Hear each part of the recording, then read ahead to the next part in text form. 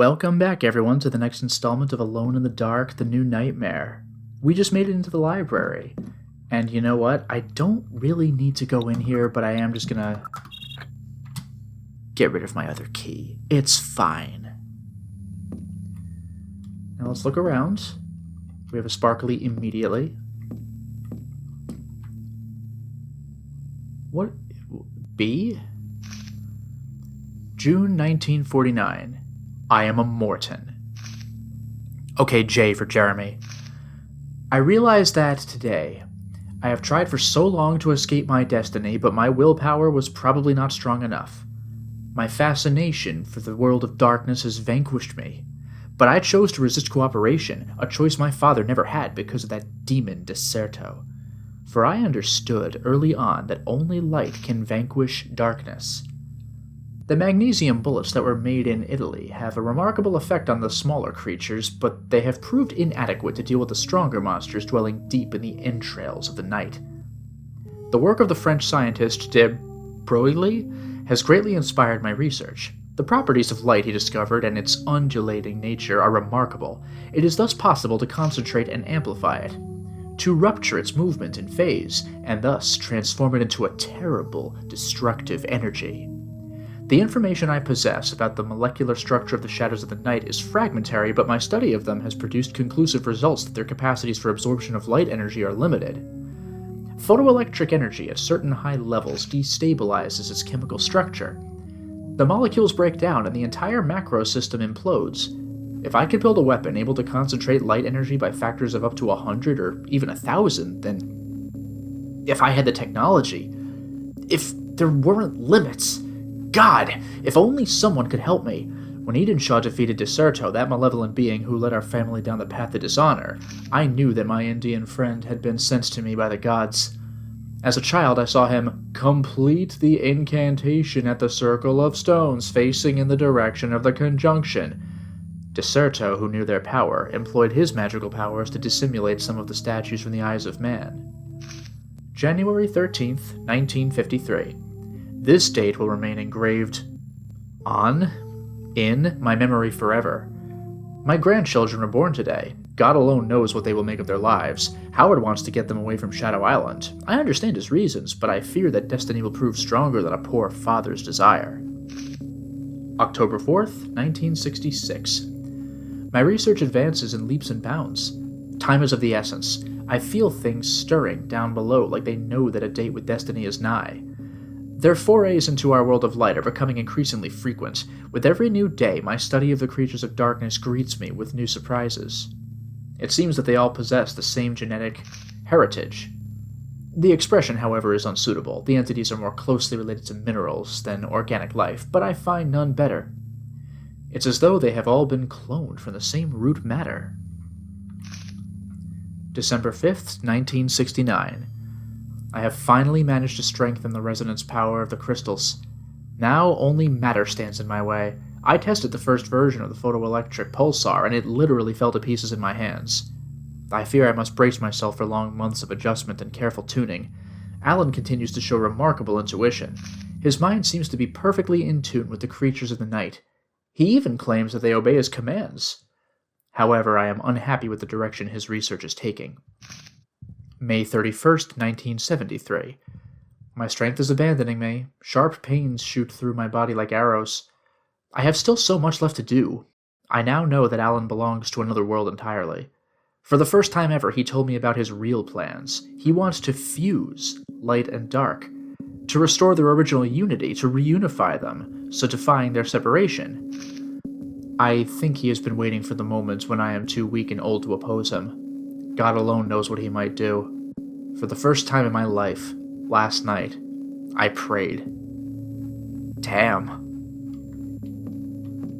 Otherwise...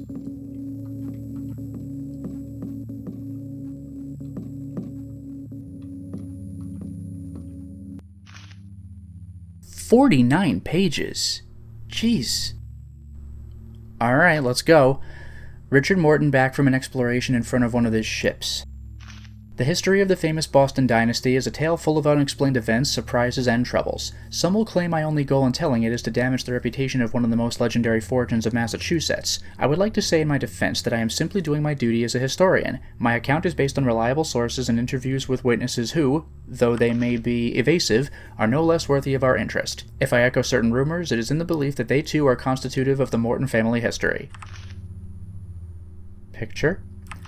Contract for the exploitation of natural resources in Puebla, Venezuela, signed by a representative of the Venezuelan government and by Richard Morton. The Morton family roots in America go back to the time of the great demographic changes during the decades following the founding of the USA.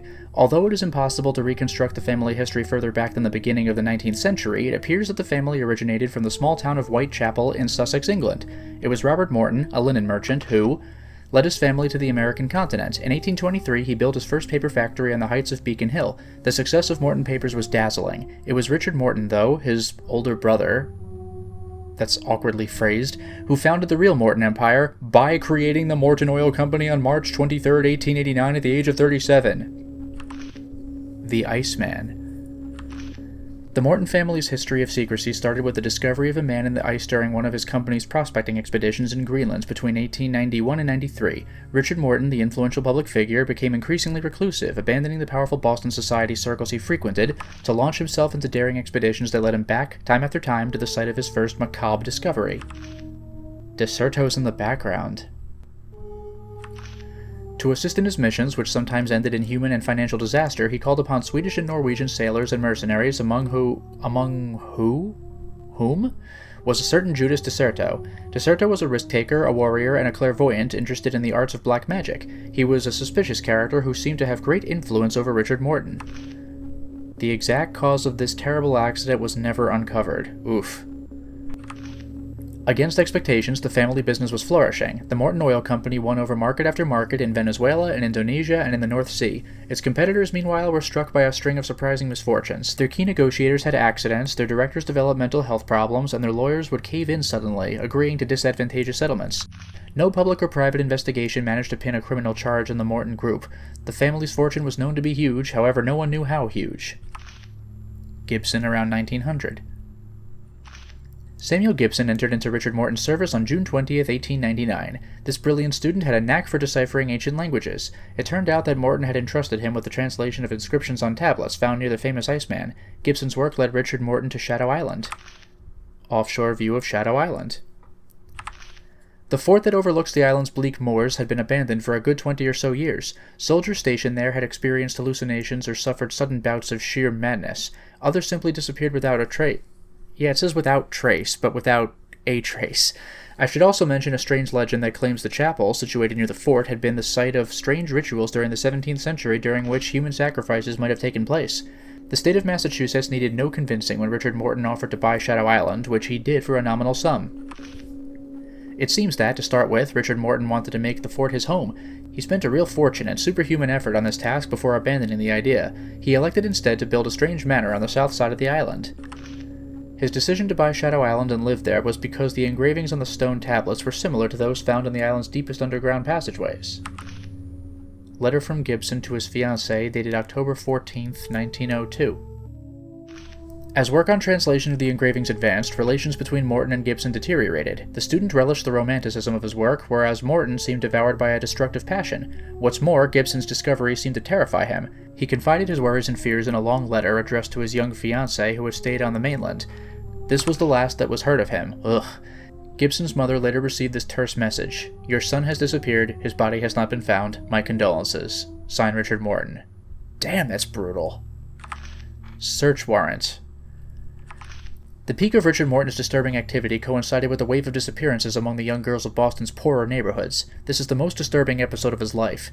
It is my definite belief that, driven by the evil Deserto, the founder of the Morton dynasty was practicing black magic rituals involving the sacrifice of innocent souls, without a doubt, in the very chapel sacrifices had taken place 3 centuries earlier. To what end, I do not know. The first disappearances started in October or November 1903. They continued with a frightening regularity of one a month, increasing during periods of equinox, until Richard Morton died on April 13, 1905. On this date, the disappearances mysteriously stopped. Archibald Morton as a child. In 1874, Archibald Morton was born.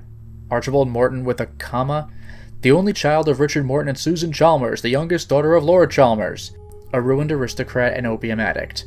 While the Morton Oil Company's business prospered, Archibald devoted his youth to the study of the polar circles. Like his father, he mounted many expeditions. Like his father, he also developed a fascination for Shadow Island and its strange secrets. Young Polynesian men and women in the hold of a ship. It has slowly emerged that large numbers of young men and women were uprooted from their distant homelands and taken to the island from as early as the end of 1905. Archibald was, in this matter, more discreet than his father. Evidence of this is found not only in the accounts of some sailors, but also in the written confessions of a slave trader, Thomas Plunkett, in which De Soto's name is cited several times. It seems, however, that no trace of these unfortunate men and women has ever been found on this island. Archibald Morton and Jennifer Pritchett. In 1897, Archibald Morton married his first wife, Jennifer Pritchett, a pastor's daughter and a renowned organist. She was a devout Christian and wrote long letters to her father recounting her disgust for her husband and her despair. Jeez. The pastor, however, had disappeared the day after the marriage. Oh my god. The undelivered letters were kept in the postal archives, where I discovered them still sealed. Archibald treated her with uncommon cruelty. She nevertheless gave birth to his son in 1899.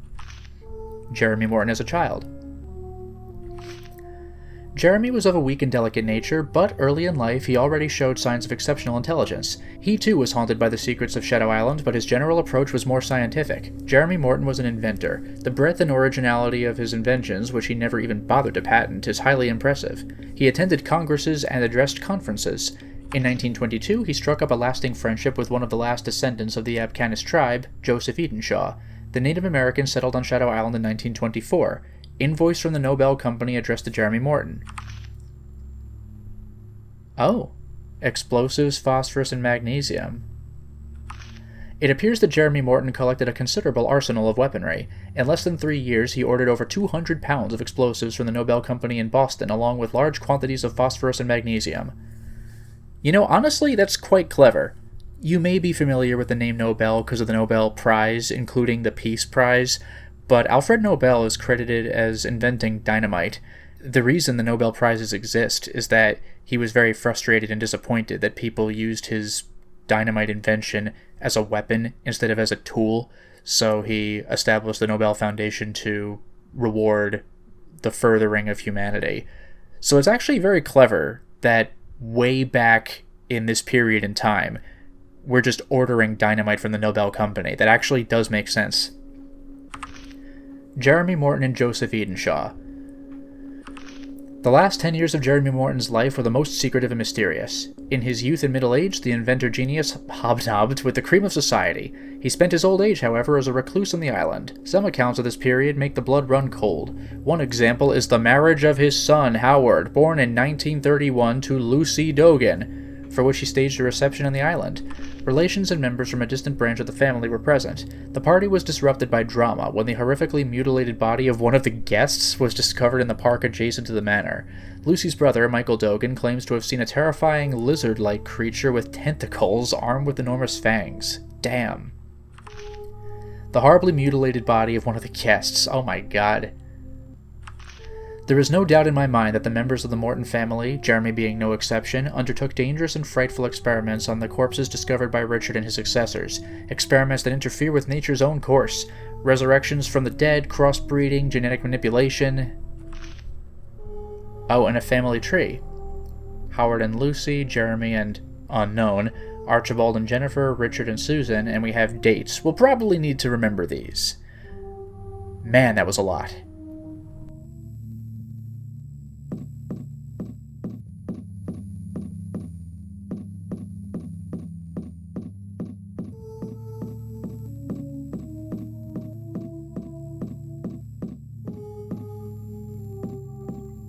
I'm trying to find my way to the stairs in the back. Like, you see them, there they are, but I'm taking every path but the correct one.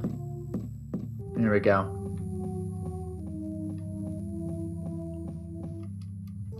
Is this anything? It is a box of rockets. Just rockets.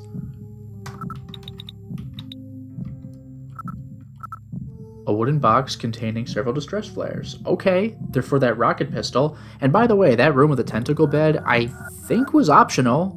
All it had was a lot of ammo and that rocket pistol.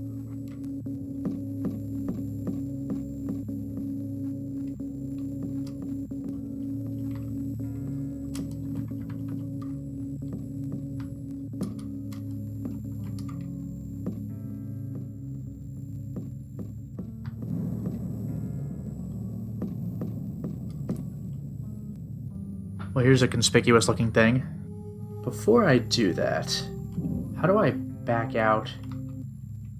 Okay, alright. Let me just check something just for curiosity here. Oh, that's right, I remember this. Whoops, wrong photograph.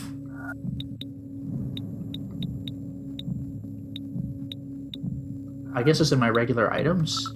Yeah, here we go. Add these up. 6, 1, 2, 9, 39, 39, 26. That's what that was for. Let's see what the order's supposed to be. I'm assuming upper left to upper right, and then lower left to lower right.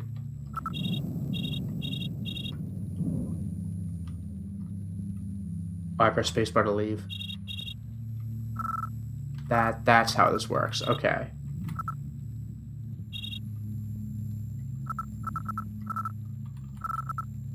It's a little sensitive to key pressure. We cool? Okay.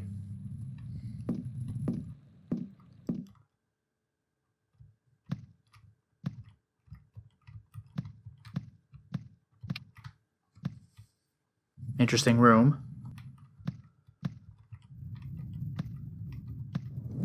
A niche in the wall containing several statues piled on top of one another. Well, we have one just like that.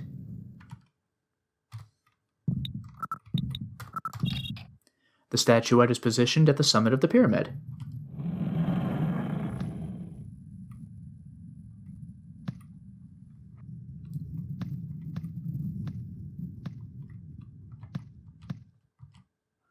You take an Epcana statue representing a bison. This reads backwards, I guess. The key to the portraits is the dates those they... What? The dates those they represent were born on. Oh. It does make sense. It's just awkward.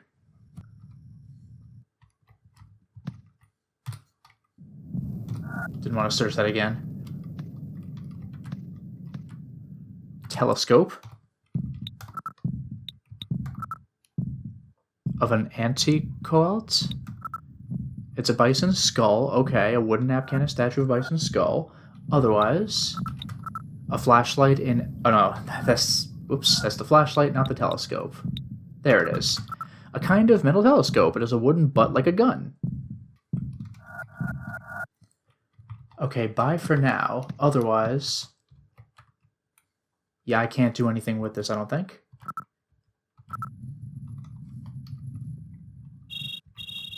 How do I back off? How do I back off? I'm trying to press escape, that doesn't do it. Spacebar just toggles the switches. Nothing happens, thank you. Jeez. Anyway, let's get out of this little niche. Keep going up.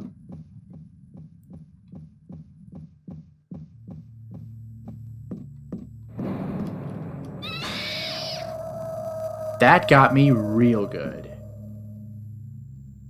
I suppose I could go all the way back down and get the light switch, but I am right here. Let's climb the ladder.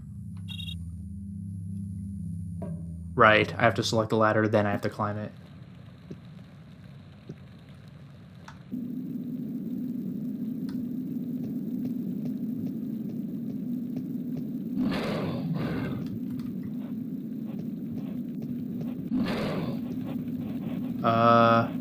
You okay, buddy? And I see your friend here. What is... what is happening? This is accidentally comical.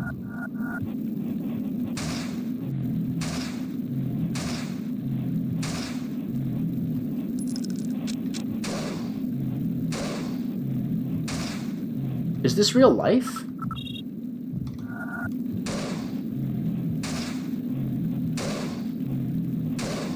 What? Alright, to hell with this. You idiots died in, like, a couple of hits at the beginning of the game.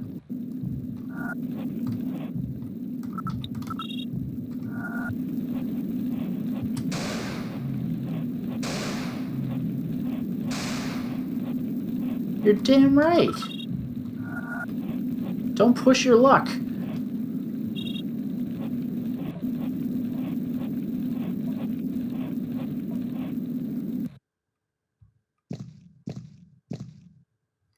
I don't know about a light switch. That is some severe shake.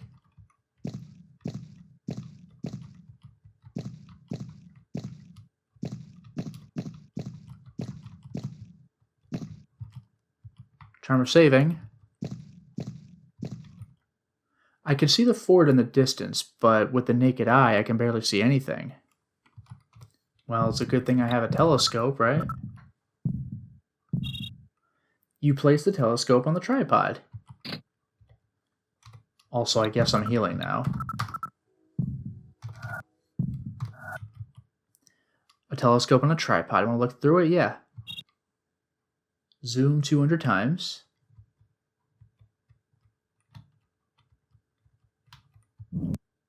$400.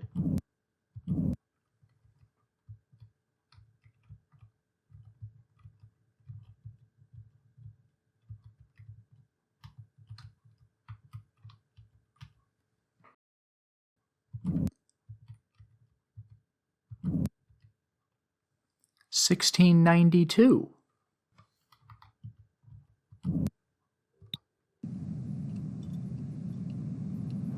I get a scene for this? When does the jump scare happen?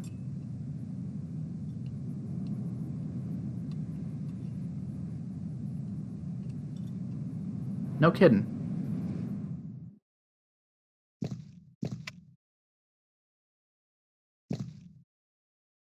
Carnby. Yeah, it's me. So, found anything out? I hoped you had good news. Yeah, well, no. I spotted a man in the fort that overlooks the island. It might be Obed Morton. So? So what? No, I didn't blast him like a sitting duck, even if that's just what he deserves.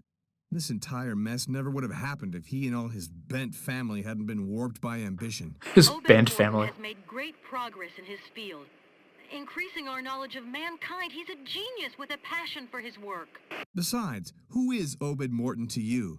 I can't talk about him without you immediately getting all worked up. I have good reason to believe that that Obed Morton is my father. If that's a joke, it's not funny. The date coincides, and I was shown a picture. So that's why you agreed to come to the island. And also for the Abcanis writing tablets. Abcanis writing tablets, my foot. Why didn't you write to him, for crying out loud? Why rush straight over here? I want to hear it from his own mouth. Actually, I understand. I should tell you to stay put, but be careful, Aline, and call me if you have a problem. Carnby, I have a problem. That's real good. You know what? Credit to this game for not having him just say, like, Abcanis tablets my foot. Like, he clearly was going to say ass and then covered it, like, in the dialogue. I appreciate that. Let's get out of here and watch out for an annoying dog, I guess.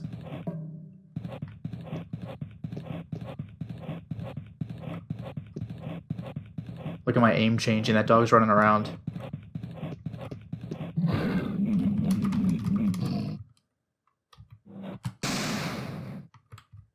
No way. Did it retain its HP from the last time I hit it? That's actually pretty cool.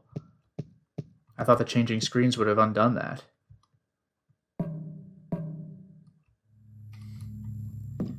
Well, we have a code. Let's enter it. In this dark, spooky library.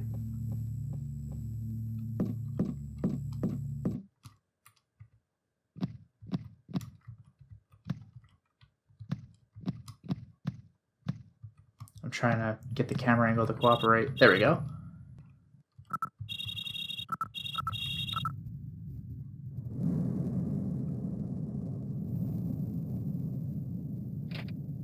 Another one.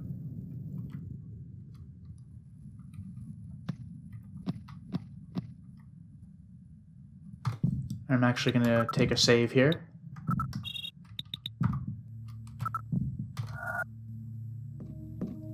At least this will give me an excuse to go for the light switch, right? There's our precious light switch. Alright, let's press ourselves some books.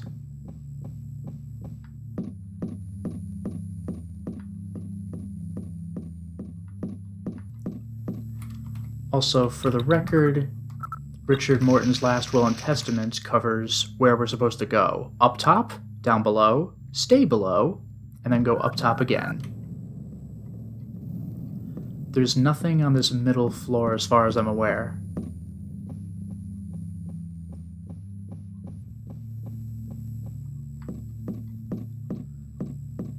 So I need to go all the way to the end here. What's irritating is that by default, you cannot see where these books are at all. You actually have to use your free look to find them, except for coincidence. So here, see that?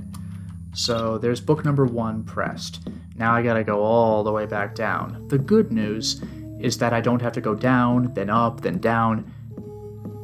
I have to do this obnoxious first book up here first. I don't like that. And then go all the way down. But the 4th book is up top. That should be the last thing I have to do. So we'll come back up one more time.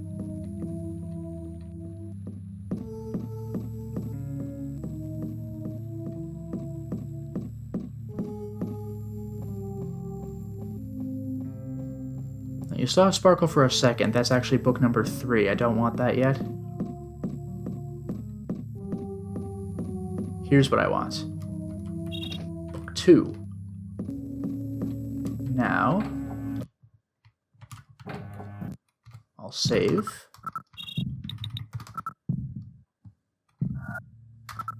I don't think that counted.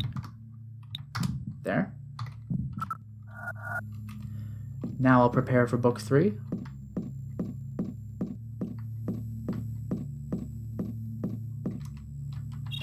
There's book 3. And now we finish the job. Oh, hello. I'm being interrupted.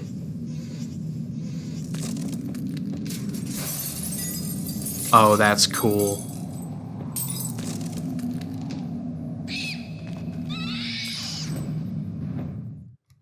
Alright, we're going.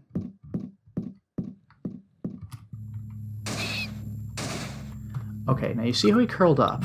Watch this.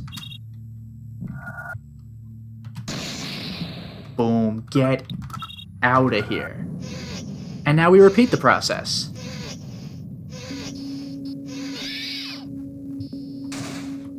Curled up again. I do want to time that correctly, because when he opens up all the way, he'll hit me with a projectile or something. Kind of annoying.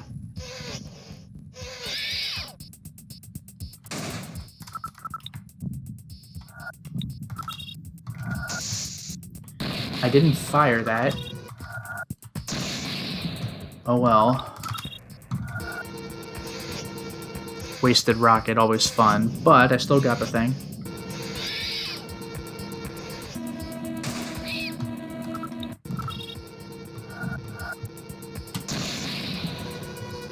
That's how you do it.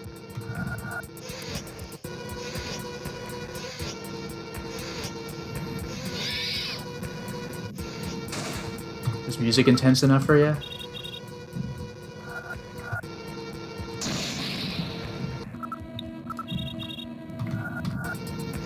I got my reloading game down.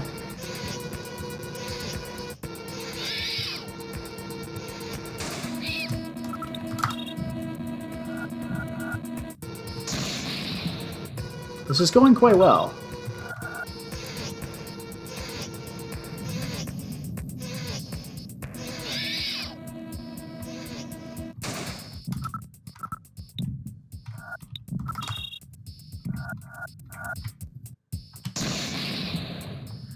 You know what? This guy is durable. How many rockets does this thing need to take?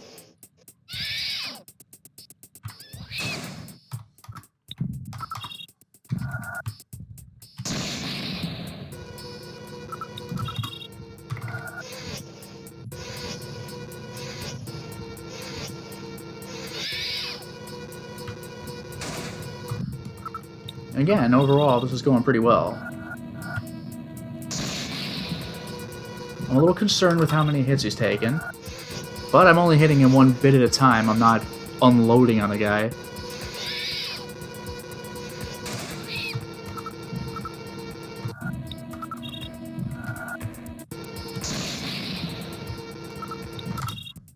I'm actually a little concerned with my rocket count.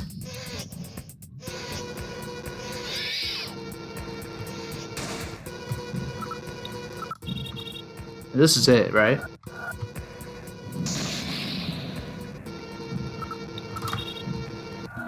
And I'm running low on pistol ammo, too. Am I going to start having to just do everything with my freaking shotgun?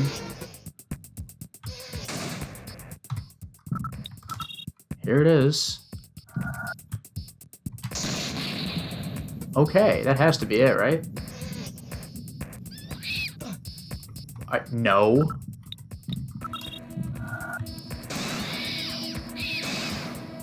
Got him. Jeez. Sucks for my rocket ammo, but I got the thing.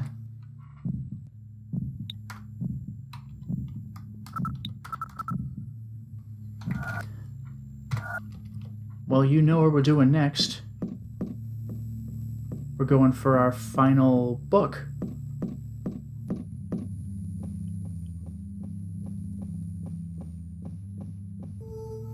If I can remember where it is.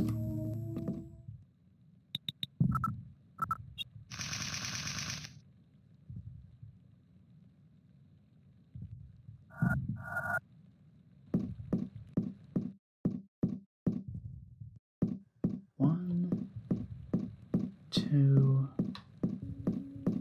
three. It should be like here, right? There it is.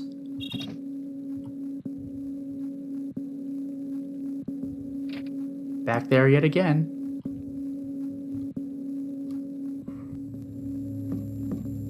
Alright, let's go back to the portraits from, I guess the lobby, the second floor of the lobby, one more time. The good news is that I'm in the library right now. It's very easy to get to the lobby from here. I killed a spooky monster as well. Good for me. I wonder if I could have gotten away with pressing the books and then just leaving. Like, did I have to kill that thing? Wouldn't that have been funny if I just left it here?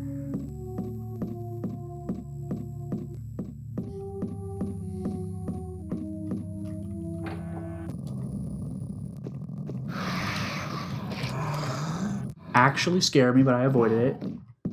Sounds like we still have an enemy, though.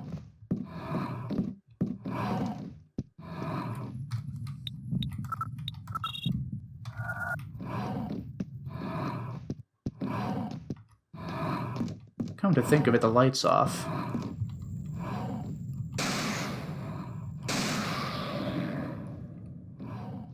If this guy doesn't want to bother me, then I'm okay with that.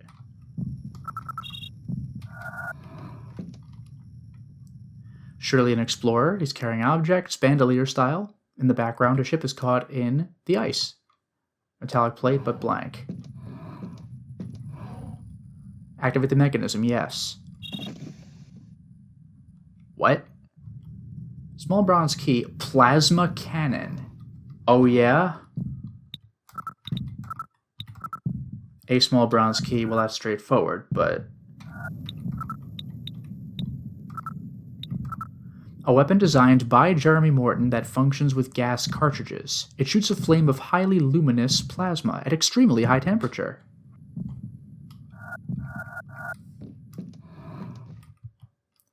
His fixed gaze sends shivers down the spine. On the table is a map of the island, and behind him is a strange statue. Metallic plate, but blank again.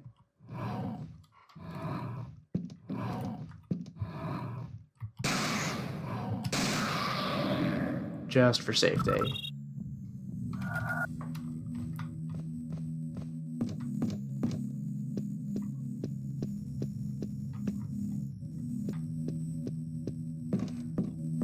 Now, can I get a light switch?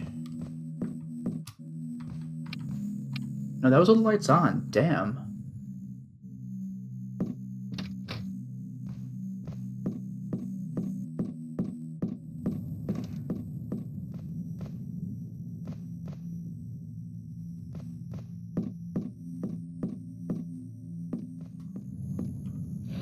There it goes. Jeez.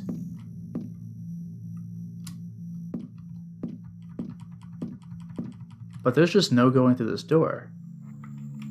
Actually, you know what? There is one more thing I can do.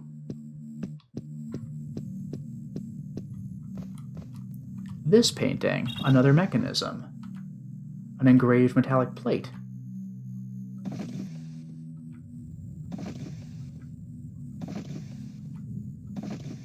A mechanism appears at the bottom of each portrait. This is where you need to know their family tree and their birth dates and all that stuff, so let's take care of that. Let's hope that I know what I'm doing for this.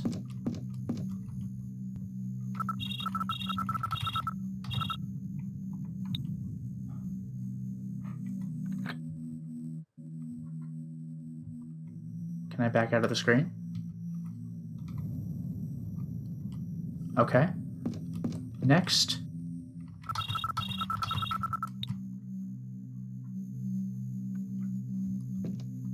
Next.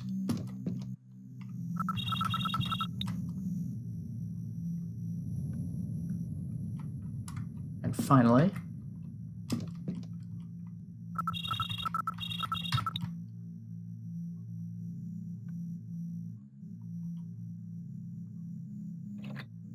The clock opens.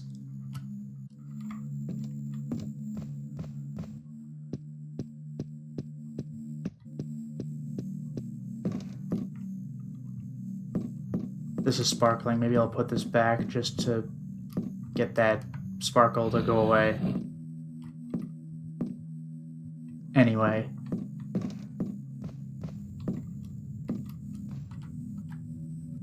An open clock on the table. An ornate bronze key. Manor's entrance.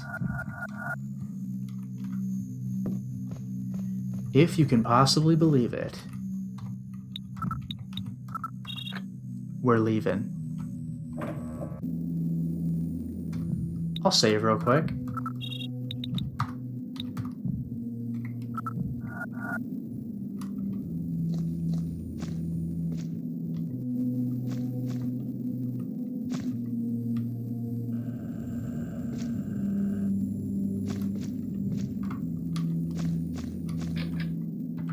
The gate's locked. There we go, charmer saving.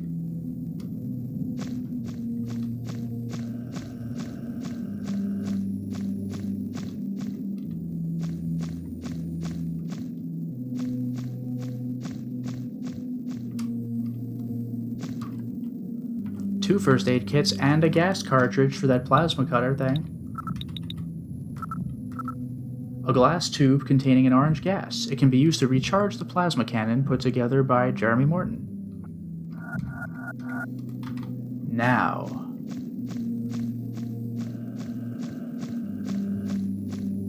Let's see about that gate.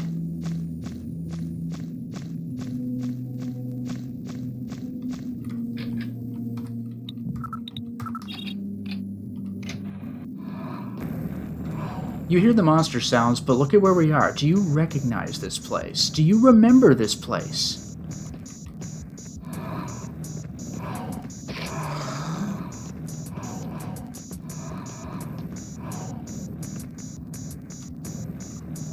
Do you know where we are?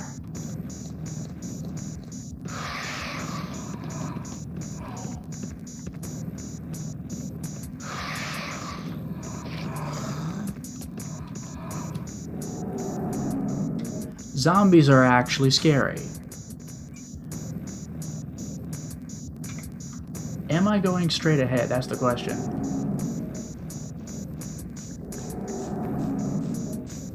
I gambled and I won.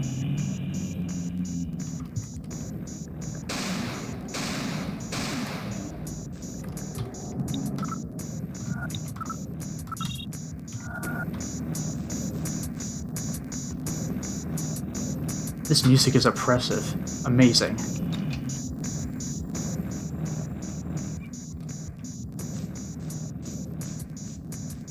I'm hoping for no jump scares. That... oh, wow.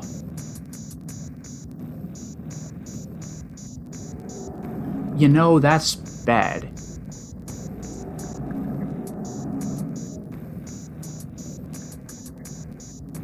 That's actually insane. What do you want me to do about this? Also, I can't move. Like, I'm just stuck like this.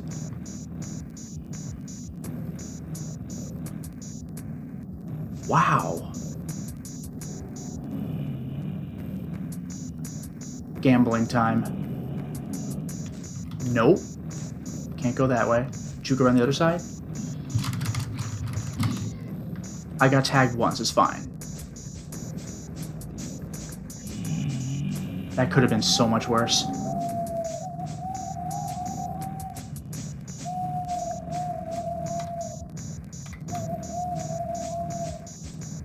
Hey, remember this from the beginning of the game that I never went to because it was locked? There's a combination padlock. Do you want to enter your code? No. It's the engraved metallic plate. Astronomical symbols. Crescent moon facing right, facing left. 6-pointed star, many-pointed star. Let's do it.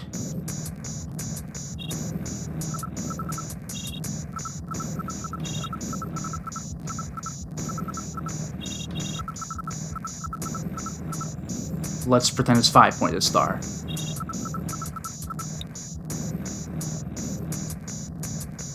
You unlock the door. What? I think that... okay. That was a weird picture out of context, but what just happened is in traditional versions of the game, we just made it to Disc 2. So, I'm going to save. Welcome, everyone, to the moor. But for now, it is time to stop the installment. Well, we certainly made a lot of progress today, didn't we?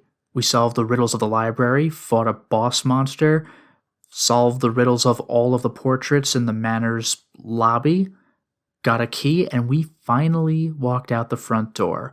All so we could do what exactly? Open the door that was right there at the beginning of the game, and we didn't know about it. There were two paths we could have taken.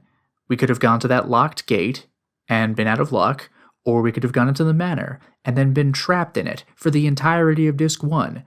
So we finally fought our way back out of the manor, and now we're going to explore the other path. What do you think's behind it? Until next time, everyone.